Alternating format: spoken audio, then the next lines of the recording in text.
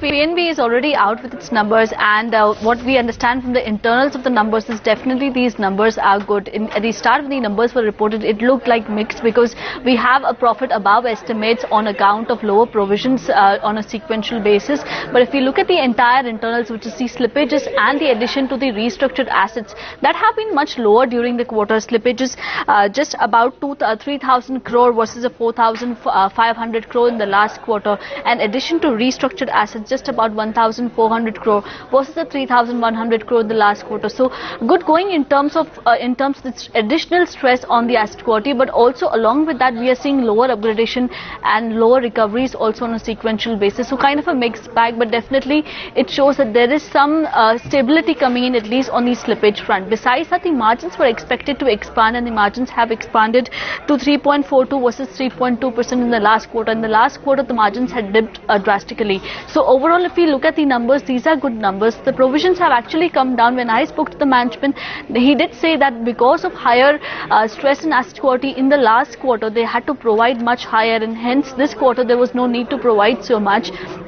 Hence, we are seeing slightly lower provisions during the quarter. Not just that, even lower trading income has impacted the overall operating income. Besides that, the advances and the deposit growth is pretty much in line with the estimates, because advances was expected to grow 13% approximately. Watch out for the management commentary. The consolidation strategy is already over, so watch out for further guidance in terms of growth as well as in terms of outlook on asset quality and margins. And if I'm not mistaken, Mr. Kamat's tenure is also likely to end during this year, so also watch out on that. Overall, good set of numbers by PNB. Well, talking about Mr. Kamat, let's just join him on board then. Poonam joining us right now, Mr. K.R. Kamat, CMD at PNB. He joins us on the show from New Delhi. Mr. Kamat, afternoon, and just wondering what a mixed bag you've reported this time around. Sort of muted earnings, the PAT is above estimates, but the asset quality pressure clearly continues. What's the reason for that? And more importantly, how many more quarters of asset quality stress do you foresee? See, let me reiterate my very normal statement that the asset quality has got something to do with the economic status, status of the country. But if you look at the slippage, this quarter our slippage has been 2,958 crore. If you look at the last year first quarter, the slippage has been 3,594 crores. And if you look at the last year last quarter, the slippage has been almost like it was somewhere around 4,000 crore. Compared to that, you look at it, our slippage has been 2,958 crore, which has come down. Now, this slippage consists of two parts. Fresh slippage is 2,655 crores. Out of this 2,655 crores, 1,676 crore out of restructured book. So, if you further analyze the slippage has come from restructured book. And 303 crore is in the form of addition to the existing NPS. So I would say that it is a better performance in terms of slippage compared to the previous year first quarter and Q4 of the last year. Having said that, I would definitely say that this is not a time for complacency. We need to work on this further and see that we try to bring down the slippages and increase the recovery. What has led to the slippages this time around? What are the lumpy accounts, and which are the sectors that continue to be under stress? I did mention in the press meet. See, there are about 7 accounts which are about 100 crores, which are constituting about 1,247 crores. The lumpy account is one of the shipyard accounts which was restructured, which constituted about 400 and odd crores. Then, of course, the other sectors are, I would say that they are well spread. It is not focused in one sector, but it's 1,670 crore of the slippages has come from the restructured assets, because the restructuring assumptions have not come true. I don't see that it is a concentration in any sector, but definitely I would say that the non-realization of assumptions in the restructured is one of the reasons for the major slippages.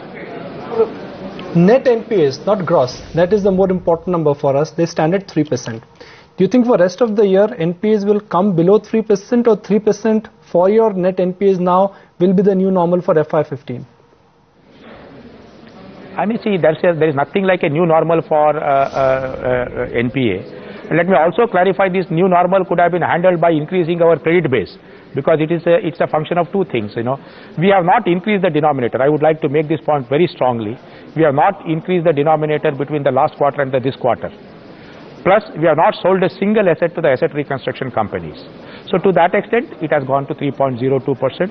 You can be very sure that this is going to be less than 3% from next quarter onwards. 3% is never a new normal for us.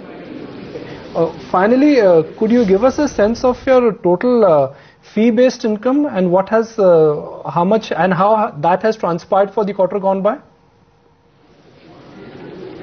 Yeah, in fact, you see, in the fee-based income, there has been a growth in the fee-based income, marginal growth from, I would say, the major area where the fee-based income did not grow is the investment trading profit. This is where we got affected basically. The trading profit has been less by 135 crore compared to last year. Other than this, the entire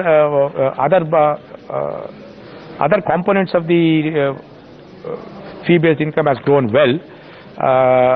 For example, the commission on LCs and LGs grown by 9%, bills and remittances grown by 24%. So overall, our fee-based income has grown from 911 to 925 crores.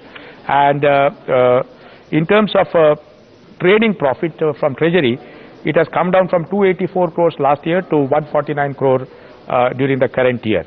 Otherwise, our other income has come down from 1,342 crores to 1,236 crores, come down by 106 crores, basically led by a reduction of 134 crores in the trading profit.